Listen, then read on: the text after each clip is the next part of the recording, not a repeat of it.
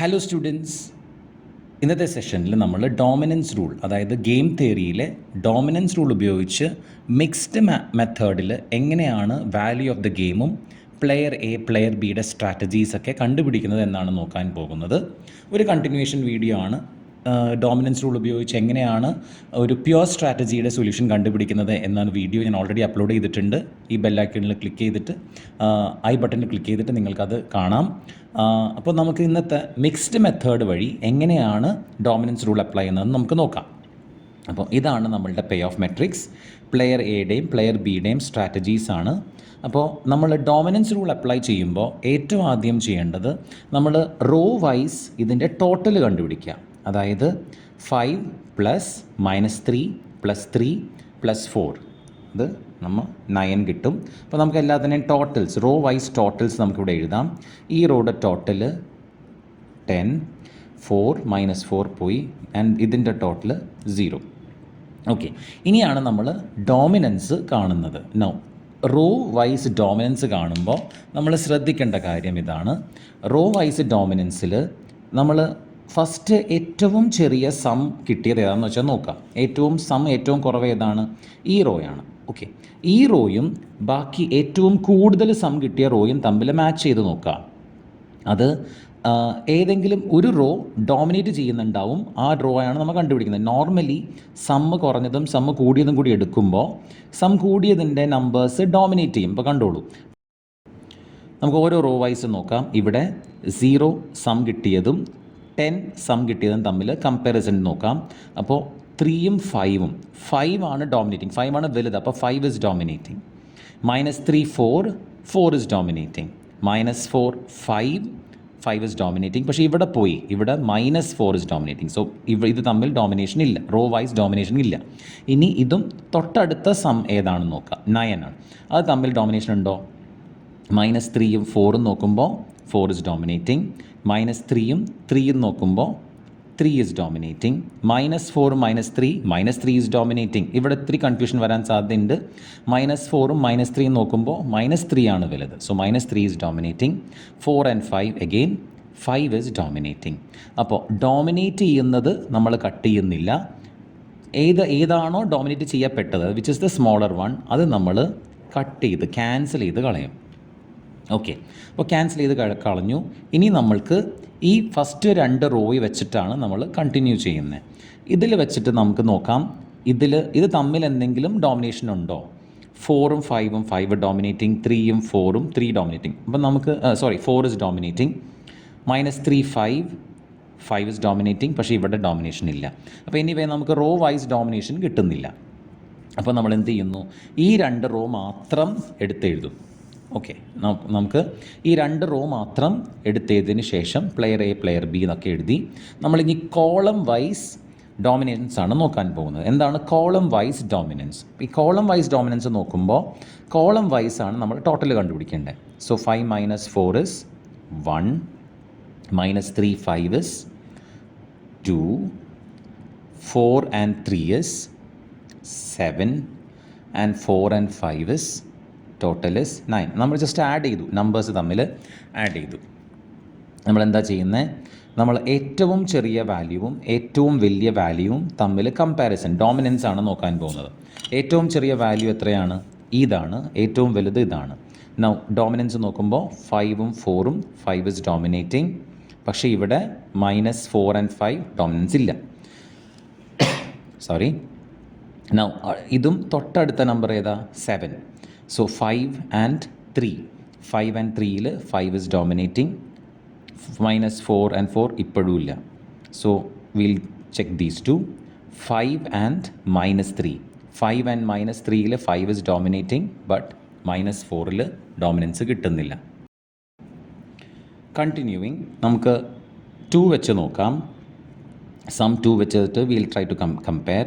-3ഉം 4ഉം 4 is dominating. 5 and 5 yes, equal ആയാലും മതി. സോ ഇൻ ദാറ്റ് കേസ് നേരത്തെ റോ വൈസ് നോക്കിക്കഴിഞ്ഞപ്പോൾ കുറവ് വന്നതാണ് കട്ട് ചെയ്ത് കളഞ്ഞതെങ്കിൽ, ഇവിടെ കോളം വൈസ് നോക്കുമ്പോൾ ഡോമിനേറ്റ് ചെയ്ത് നിൽക്കുന്നത്, അതായത് ഹയർ വാല്യൂ വരുന്നതാണ് കട്ട് ചെയ്ത് കളയുന്നത്. സോ -3 4ൽ ഹയർ വാല്യൂ ഏതാണ്? 4 ആണ്. 5 and 5 both are same, so so we have to cancel the highest value. Dominate ചെയ്യുന്നതാണ് ക്യാൻസൽ ചെയ്ത് കളയേണ്ടത്. സോ നമ്മൾ ഡോമിനേറ്റ് ചെയ്യുന്ന 4 5 എന്ന് പറഞ്ഞ ഫസ്റ്റ് കോളം ക്യാൻസൽ ചെയ്ത് കളഞ്ഞു. അത് കളഞ്ഞിട്ട് ബാലൻസ് വെച്ചിട്ട് ഇനിയും എവിടെയെങ്കിലും ക്യാൻസൽ ചെയ്യാൻ പറ്റുമെന്ന് നോക്കാം. -3 4 5 ഇല്ല. വേറെ ഒന്ന് തരത്തിലും നമ്മൾ കമ്പയർ ചെയ്താലും നമുക്ക് ഡോമിനൻസ് കിട്ടുന്നില്ല. സോ നമ്മൾ വീണ്ടും ഈ 3 player A player B with 3 rows and 2 rows and 3 columns എടുത്തെഴുതി. ഇനി നമ്മൾക്ക് എന്തെങ്കിലും തരത്തിൽ ഇത് ക്യാൻസൽ ചെയ്യാൻ raw wise and column vice പറ്റുന്നില്ല എന്ന് കണ്ടു കഴിഞ്ഞപ്പോൾ നമ്മൾ വേറൊരു മെത്തേഡ് ഉപയോഗിക്കുകയാണ്, method of average. Method of average. എന്താണ് മെത്തേഡ് ഓഫ് ആവറേജ്? നമ്മൾ രണ്ട് വാല്യൂസ് രണ്ടെണ്ണത്തിൻ്റെയും കൂടി 5ൻ്റെയും 3യുടെയും കൂടി ഈ കോളം കൂടി ആവറേജ് എടുത്തിട്ട് ഇതായിട്ട് ഡോമിനൻസ് ഉണ്ടോ എന്ന് നോക്കാൻ പോവുകയാണ്.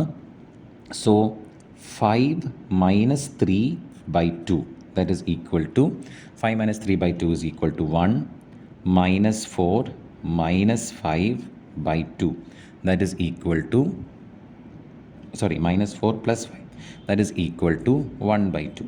സോ ആവറേജ് എത്രയാണ്? ഫസ്റ്റ് ഇതിൻ്റെ രണ്ടും കൂടെ ആവറേജ് 1 കിട്ടി, ഇതിൻ്റെ ആവറേജ് ഹാഫ് കിട്ടി. സോ 1ഉം so we can say 1 and half.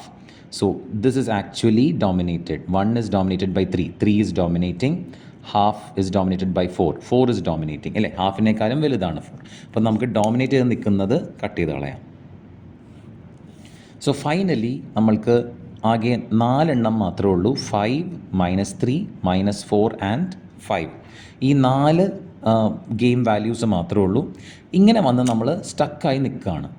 ഇങ്ങനെ വരുമ്പോൾ നമുക്ക് ഒരു തരത്തിലും മുന്നോട്ട് പോകാൻ പറ്റുന്നില്ല എന്ന് കണ്ടു കഴിയുമ്പോൾ നമ്മൾ ഉപയോഗിക്കുന്ന ഒരു മെത്തേഡാണ് method of oddments. Coming again, method of oddments. എന്താണ് മെത്തേഡ് ഓഫ് ഓഡ്മെൻസ്? വളരെ ശ്രദ്ധിച്ച് നോക്കാം. മെത്തേഡ് ഓഫ് ഓഡ്മെൻസിൽ നമ്മൾ ഒരു 2x2 മെട്രിക്സ് എത്തി നിന്ന് കഴിഞ്ഞപ്പോഴേക്കും now we are trying to find the oddments. Oddments എങ്ങനെയാണ് കണ്ടുപിടിക്കുന്നത്? ഓഡ്മെൻസ് കണ്ടുപിടിക്കാൻ വേണ്ടിയിട്ട് what we are suppose to do is we are suppose to add these values. രണ്ടിൻ്റെയും കൂടി ഡിഫറൻസ് കണ്ടുപിടിക്കുക. എങ്ങനെയാണ് ഡിഫറൻസ് കണ്ടുപിടിക്കുന്നത്? 5 - -3 that is equal to 5 + 3 that is 8. ഇത് രണ്ടിൻ്റെയും കൂടി ഡിഫറൻസ് കണ്ടുപിടിച്ചിട്ട് ഇതിൻ്റെ നേരെ എഴുതുക. ഡിഫറൻസ് എത്രയാണ്? 8. നൗ 5 മൈനസ് ചെയ്യുമ്പോഴേക്കും നമുക്ക് 5 ആദ്യം എഴുതിയിട്ട് -4 എന്ന് എഴുതാം. So that we get a positive value that is equal to 9 അല്ലേ. 9 കിട്ടിയത് ഇതിൻ്റെ ഓഡ്മെൻസ് ഇവിടെ നേരെ എഴുതി. ഞാൻ ഇത്രേ ചെയ്തുള്ളൂ.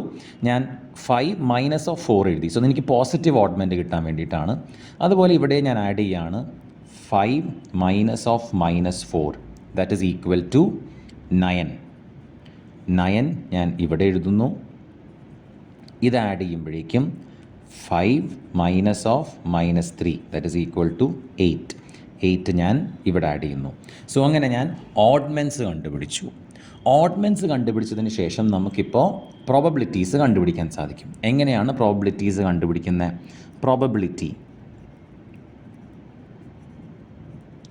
പ്രോബബിലിറ്റി കണ്ടുപിടിക്കാൻ വേണ്ടിയിട്ട് what we are suppose to do is ഇതിൻ്റെ ഓഡ്മെൻറ്റ് ഇതിൻ്റെ നേരെ ഇതിൻ്റെ പ്രോബബിലിറ്റി കാണാൻ വേണ്ടിയിട്ട് 9 / ഇത് രണ്ടും കൂടി ആഡ് ചെയ്യാം. 8 + 9. അതുപോലെ ഇതിൻ്റെ 8ൻ്റെ നേരെയുള്ള പ്രോബബിലിറ്റി കണ്ടുപിടിക്കാൻ വേണ്ടിയിട്ട് 8 / ഇത് രണ്ടും കൂടി ആഡ് ചെയ്യാം. 8 + 9. സോ ഇതിൻ്റെ പ്രോബബിലിറ്റി കാണാൻ എന്താ ചെയ്യേണ്ടത്?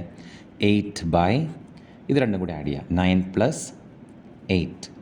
ഇതിൻ്റെ പ്രോബബിലിറ്റി കാണാൻ വേണ്ടിയിട്ട് 9 രണ്ടും കൂടി ആഡ് ചെയ്യാം. 9 + 8. 9 + 8. I repeat once again. നമ്മൾ മെത്തേഡ് ഓഫ് ഓഡ്മെൻസ് കാണാൻ വേണ്ടിയിട്ട് ആദ്യം നമ്മൾ ചെയ്യുന്ന മെത്തേഡ് ഇതാണ്. ഇത് രണ്ടും കൂടി മൈനസ് ചെയ്യുക.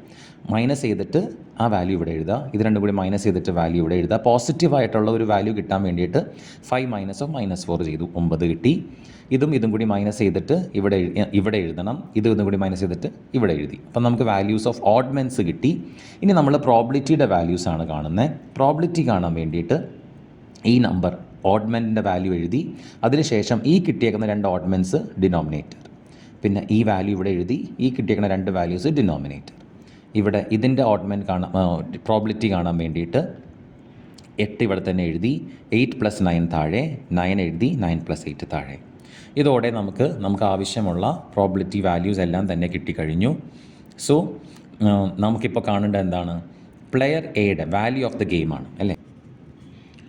5 × 9 + -4 × 8 ഡിവൈഡഡ് ബൈ 9 + 8. അതിൻ്റെ ഉത്തരത്ത് കിട്ടും we get 45 - 32 divided by 17, that is equal to 13 by 17. So value of the game is equal to 0.76. Now at the same time നമ്മൾ പ്ലെയർ എയുടെ സ്ട്രാറ്റജി എന്താണ്? പ്ലെയർ എയുടെ strategy that is equal to 9 by 8 plus 9. 9 by 8 plus 9 is equal to 9 by 17. This is 8 plus 9 is equal to 17. അല്ലേ? അപ്പം 9 by 17, 8 by 17, it is equal to 8 by 17, that is equal to 9 by 17. So 9 by 17, 8 by 17 അല്ലേ? അങ്ങനെയല്ലേ വരുന്നത്? 9 by 17 വരും, 8 by 17 വരും, ബാക്കിയുള്ള എല്ലാം 0.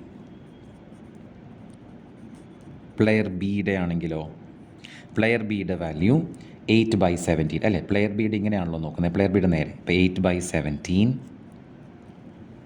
9 by 17, പിന്നെ ഉള്ളതെല്ലാം 0 വന്നു. ഓക്കെ, സോ നമുക്ക് കിട്ടേണ്ട എല്ലാം കിട്ടി. വാല്യൂ ഓഫ് ദ ഗെയിം കിട്ടി, പ്ലെയർ എയുടെ സ്ട്രാറ്റജി കിട്ടി, പ്ലെയർ ബിയുടെ സ്ട്രാറ്റജി കിട്ടി. I hope you understood. മനസ്സിലായെന്ന് വിചാരിക്കുന്നു. ഒരു പ്രാക്ടീസ് പ്രോബ്ലം കൊടുത്തിട്ടുണ്ട്, ചെയ്ത് നോക്കുക. So thank you for watching.